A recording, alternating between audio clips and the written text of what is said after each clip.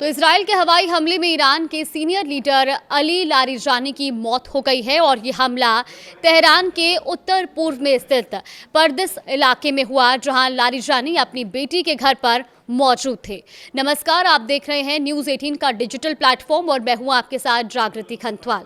तो ईरान को इजराइल ने अब तक का सबसे बड़ा झटका दिया है।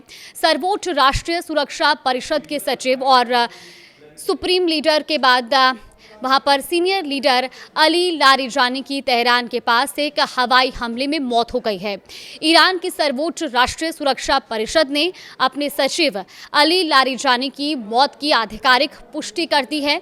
इजराइल के इस हमले में लारिजानी के बेटे मोर्तजा लारिजानी और उनके डिप्टी अलीरेजा बायता और उनके कई बॉडीगार्ड्स भी मारे गए हैं।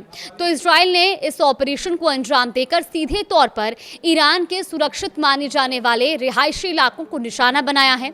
लारिजानी की बेटी के घर के अंदर हुई इस हत्या ने ईरान की सुरक्षा व्यवस्था और खुफिया तंत्र पर गंभीर सवाल खड़े कर दिए हैं। काफी समय तक इस मामले पर चुप्पी बनी रही, लेकिन अब ईरानी मीडिया ने खुद इस बात को स्वीकार कर लिया है। इससे पहले इजराइल ने दावा किया था कि तेहरान पर किए गए हवाई हमलों में अली लारिजानी को मार गिराया गया है। इजराइल ने इसे अपनी बड़ी सैन्य सफलता भी बताया था और इसी हमले में बसीज कमांडर गुलाम रेजा सोलेमानी ने भी मारे जाने का दावा उनका किया गया था। अमेरिकी राष्ट्रपति डोनाल्ड ट्रंप ने भी अपने बयान में कहा था कि ईरान के शीर्ष नेतृत्व को खत्म कर दिया गया है।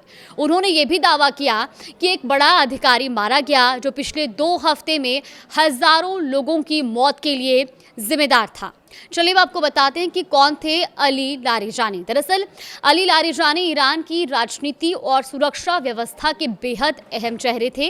वो सुप्रीम नेशनल सिक्योरिटी काउंसिल के पूर्व प्रमुख, संसद के पूर्व स्पीकर और सुप्रीम लीडर के करीबी सलाहकार रह चुके थे। ईरान के बड़े फैसलों में उनकी भूमिका काफी महत्वपूर्ण मानी जाती थी। उनकी मौत को इस जंग में ईरान के लिए एक बड़ा झटका माना जा रहा है और इससे पहले भी ईरान को कई सैन्य और रणनीतिक नुकसान झेलने पड़े हैं।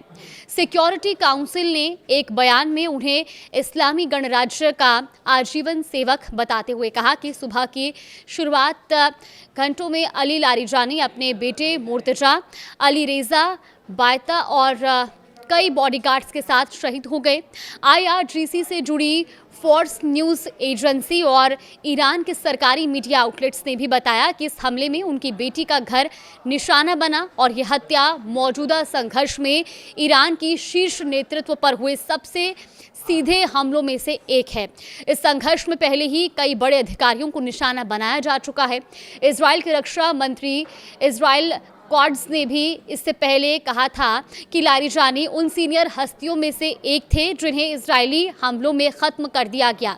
एक बयान में कॉड्स ने यह भी कहा कि ये नेता खामेनेई के साथ बुराई की धुरी एक्सेस ऑफ इविल से ख़त्म किए गए उन सभी लोगों के साथ नरक की गहराइयों में जा मिले हैं। इस तरह का बयान दिया गया था इजराइल की ओर से और अब ये पुष्टि भी खुद ईरान की सरकारी मीडिया की ओर से की जा चुकी है कि अब अली लारिजानी की भी मौत हो चुकी है।